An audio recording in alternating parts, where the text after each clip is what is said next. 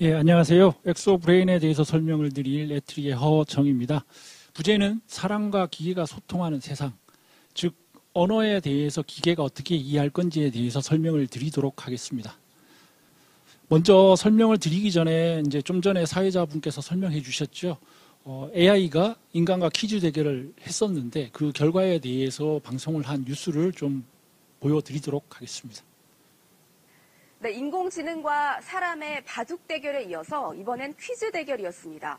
한국형 인공지능 엑소브레인과의 대결에 수능에서 만점을 받은 학생을 비롯한 여러 수재들이 나섰는데요. 인간과 인공지능 누가 이겼을까요? 최건일 기자입니다. 40년 전통의 장학 퀴즈에 낯선 출연자가 등장했습니다. 한국형 인공지능 엑소브레인. 3년 동안 12만 권 분량의 지식 데이터를 학습한 뒤 인간에게 도전장을 내밀었습니다. 아직 엑소브레인이 퀴즈 같은 거에서 인간을 이기기에는 약간 부족한 것 같고요. 정확한 인식을 위해 문제는 텍스트로 입력됐습니다. 정답을 찾는 데 주어진 시간은 문제당 10초. 우주에 존재하는 중성수소에서 방출되는 전파의 이름을 묻는 질문에 엑소브레인만 21cm라고 답을 적습니다. 엑소브레인은 화성의 길이를 쓰는 것 같습니다. 하지만 정답은 21cm파. 예상치 못한 인공지능의 능력에 참가자들은 망연자실합니다. 이게 보여진다는 게 되게 굉장히 수치스럽네요. 인간과 인공지능의 퀴즈 대결은 인공지능의 압승으로. 예, 벌써 5년 전에 이제 대결이었는데요. 그 이후에 인공지능, 언어지능과 관련된 엑소브레인이 어떻게 발전했는지에 대한 개념을 간단하게 설명을 드리도록 하겠습니다. 그 전에 인공지능이 뭔가, 그리고 인공지능의 왜 언어에 대한 이해가 필요한지에 대해서 좀 말씀을 드려야 될 것 같은데요. 우선 인공지능이라 하면 인간이 하는 지적 활동, 인식, 이해, 학습, 추론, 예측, 창작과 같은 활동을 기계가 할 수 있도록 하는 모든 기술을 이야기를 합니다. 그러면 인공지능이 왜 필요할까요? 결국 사람이 하기 어려운 일이나 하기 싫어하는 일을 기계가 할 수 있도록 하여 인간한테 유익하게 될 수 있는 환경을 만들기 위해서 인공지능이 필요하겠죠. 그러면 인공지능과 인간이 공존하는 사회에서 가장 중요한 것은 기계와 인간이 어떻게 소통할 거냐 하는 문제가 있습니다. 결국 소통은 기계가 사람이 하는 말을 정확하게 잘 이해해서 사람의 의도대로 동작을 해주는 게 제일 중요할 겁니다.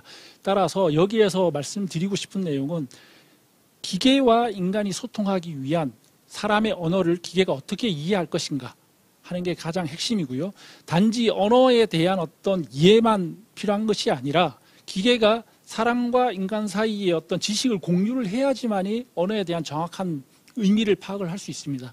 그런 지식을, 문자화되어 있는 지식을 기계가 어떻게 분석을 해서 직식화할 거냐 하는 부분이 있습니다. 이렇게 두 가지 꼭지가 있는데 언어를 이해하는 측면, 텍스트화되어 있는 지식을 학습하는 측면, 이 두 가지 측면이 결국 언어지능 AI라고 보시면 될 것 같습니다. 그러면 엑소브레인이 뭐냐? 한글을 이해할 수 있는 기계를 만드는 게 과제의 목표입니다. 엑소브레인, 즉 몸 밖에 있는 인공 두뇌라는 의미인데요. 이 과제가 2013년도부터 지금 22년, 9년차, 올해까지 9년차 과제가 진행이 되고 있고요. 기본적인 핵심 연구 주제는 한국어 언어 자체를 이해하는 기술을 연구를 하고 있고, 두 번째는 최근에 딥러닝이 굉장히 활성화되면서 한국어 언어 모델 생성, 딥러닝을 이용한 한국어 언어 생성 기술에 대해서 연구를 하고 있습니다. 그리고 마지막은 앞서 영상에서 보여드린 바와 같이 질문에 대해서 이해를 하고 정답을 찾는 한국어 질의응답 기술에 대해서 연구를 하고 있습니다. 이 세 주제에 대해서 상세한 어떤 기술적인 알고리즘이나 이런 것들은 설명드릴 시간이 안 될 것 같고 개념만 간단하게 언급을 드리도록 하겠습니다. 한국어 언어 이해 기술이라는 것은 문장이 있을 때에 그 문장에 대해서 형태소 단위로 분할을 하고 형태소 품사가 무엇인지 분석하는 형태소 분석, 그리고 고유 명사에 대해서 인식을 하고 사람인지 기관인지 지역명인지를 인식하는 개체명 인식, 그리고 배라는 단어가 있을 때에 좌우 어휘에 의해서 이 배라는 단어가 어떤 의미를 가지고 있는지, 사람의 배를 의미하는 것인지 아니면 타는 배를 의미하는 것인지에 대한 어휘 의미 분석, 그리고 수어와 목적어, 주어가 어떤 형태로 구성이 되어 있는지에 대한 의존 구문 분석을 해당하는 문법적인 측면이 있고요. 그리고 문장들이 나열되어 있는 단락에서 문맥적인 어떤 분석을 하는 기술이 있습니다. 의미적 인식이라는 것은 서로 문장들 간에 어떤 의미적인 관계가 있는지를 해석하는 것이고요. 상호 참조 해결이라는 것은 예를 들어 여기에서 소피스트란 하고 설명을 하고 뒷문장에서 이들은 했을 때 이 두 개가 동일한 어떤 소피스트라는 객체를 가리킨다라는 걸 인식을 하는 겁니다. 그리고 생략어 복원은 한국어의 가장 큰 특징이 생략을 많이 하죠. 주어든 목적어든. 그 생략된 것을 좌우 문맥을 통해서 복원을 하는 기술입니다. 이 해당 기술들에 의해 가지고 한국어 문장을 정확하게 이해할 수 있게 되는 겁니다. 해당 기술에 대해서는 엑소브레인에서 많은 연구가 진행이 됐고요. 그 연구 결과 한국어에 대해서는 세계 최고 수준의 자연언어 이해 기술을 개발했습니다.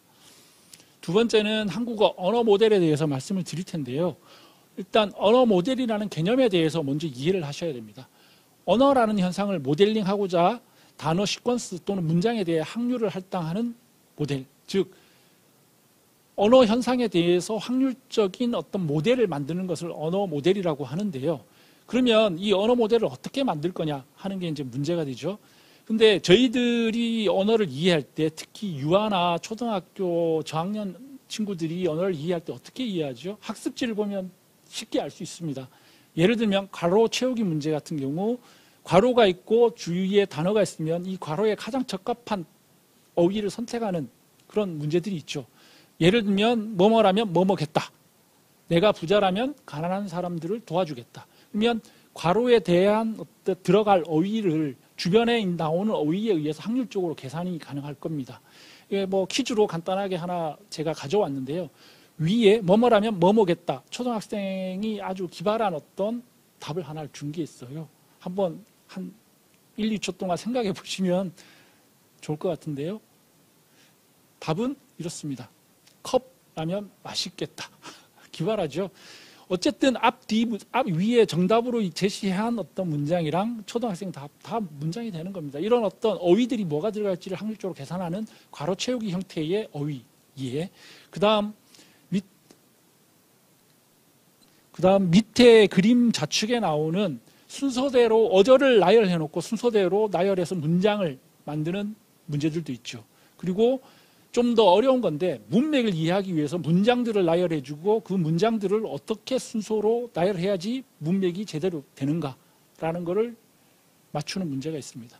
이런 형태의 모델링을 언어를 이해하는 방법의 학습을 통해서 언어 모델을 만들게 되는데 결국 사람이 언어를 이해하는 방식과 동일한 방식으로 언어를 이해를 한다라고 이해하시면 될 것 같고 이 언어 방식을 이해하는 것을 이제 딥러닝이라는 기술을 통해서 학습을 해서 확률적으로 모델링을 한다라고 보시면 될 것 같습니다.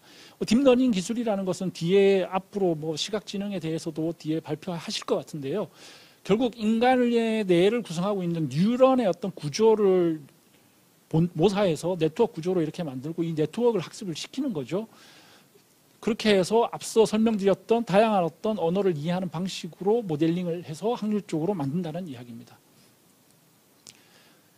언어 모델이 만들어지면 그 다음에 이제 기계 독해라는 어떤 태스크를 수행을 하게 되는데 이 기계 독해라는 것은 단락이 제시되고 질문이 나왔을 때 질문에서 그 나오는 의미를 이해를 해서 단락 내에서 정답을 찾는 기술입니다.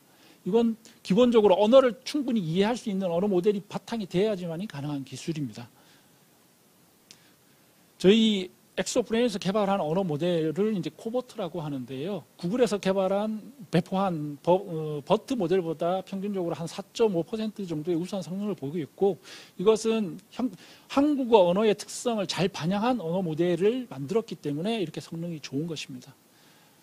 그러면 앞서 소개해드렸던 언어 이해 기술과 언어 모델 그리고 MRC 기계 독해 기술을 잘 결합을 하면 저희가 질의응답 기술을 만들 수가 있습니다. 질의응답 기술이라는 것은 사용자가 질문을 넣었을 때 정답을 정확하게 찾고 그 정답에 대해서 근거를 제시해 줄 수 있는 기술인데 저희가 이 기술을 소개하면 많이 들어오는 질문이 있어요. 그러면 정보 검색, 일반적으로 이야기하는 구글이나 네이버의 정보 검색과 어떤 차이가 있느냐.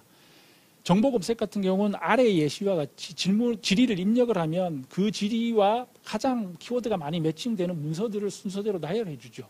대신 저희들은 정확하게 정답을 찾아서 제시하고 그 근거까지 제시해 주는 기술이라고 보시면 되는데, 기본적으로 정보 검색을 바탕을 기반으로 하고 정보 검색된 문서에서 정답을 찾는 기술이 추가되었다라고 보시면 될 것 같습니다. 그러면 왜 이렇게 질의응답 기술이 필요할까요? 소통을 하기 위해서. 지금 디지털 환경이 많이 변화하고 있죠. 예전에는 PC를 통해서 문서 검색을 하면 큰 모니터를 통해서 쉽게 문서들을 저희들이 보는데 어려움이 없었습니다. 그런데 지금 모바일, 폰, 아니면 AI 스피커, 로봇과 같은 것들을 활용을 해서 정보를 많이 검색을 하게 되는 상황이 되는데요. 이 공통점이 뭡니까? 액정 화면이 굉장히 작거나 아예 없습니다. 그러면은 문서 검색이 안 된다는 거죠. 그러면 사람이 어떤 정보를 요구하기 위해서 소통하는 방식이 질문을 했을 때에 이해를 해서 정확하게 정답을 말해줘야 될 수밖에 없습니다. 그래서 질의응답이 향후 인공지능에서 굉장히 중요한 기술 중에 단위 기술 중에 하나라고 말씀드릴 수 있을 것 같습니다. 질의응답에 대한 어떤 시연을 간단하게 보도록 하겠습니다. 해당 시연은 법령 분야의 질의응답 기술을 제공한 안녕하세요. 겁니다. 저는 언어를 이해하고 지식을 학습하여 법률 지식을 제공하는 인공지능이에요.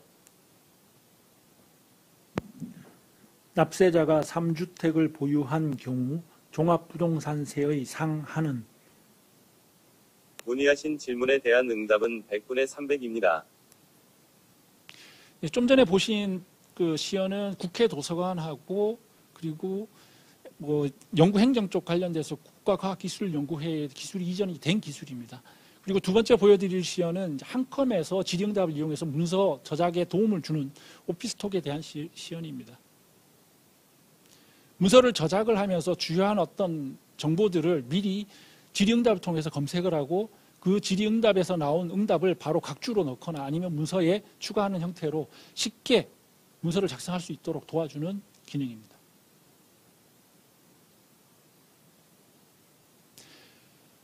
질의응답, 지금까지 설명드린 게 언어지능에 대한 이야기인데요. 그러면 언어지능만으로 기계와 사람이 잘 소통을 할 수 있을까요? 아이고 시원하다라고 했을 때의 이 텍스트 자체만 가지고 상황을 정확하게 이해하기는 힘듭니다. 그래서 보시는 바와 같이 이미지가 제시된다면은 밑에 첫 번째 이미지 같은 경우는 몸이 개운하다라는 어떤 그런 시원함이 될 거고요. 두 번째는 목이 말라서 시원하다라는 의미가 되겠죠. 이처럼 언어지능 하나의 단일 지능만으로는 정확하게 기계와 사람이 소통하기는 상당히 어렵습니다. 그래서 향후 연구 방향으로 지금 연구 주제가 도출되고 있는 것은 제가 보기에는 뒤에서 시각지능에 대해서 설명을 주실 분이 있는 것 같은데 단일 지능, 즉 언어지능과 시각지능들이 모두 합쳐져서 종합적으로 상황을 판단하고 추론할 수 있는 복합지능 AI에 대한 연구가 향후 활발하게 연구될 예정입니다. 그리고 저희들이 엑소브레인을 통해서 개발한 주요한 기술들에 대한 데모와 오픈 API는 본 사이트에서 모두 오픈하고 있습니다. 관심 있으신 분들은 사이트에 가셔가지고 활용을 해보시면 좋을 것 같습니다. 10분 내에 설명드린다고 참 힘들었는데요. 잘 경청해 주셔서 감사합니다.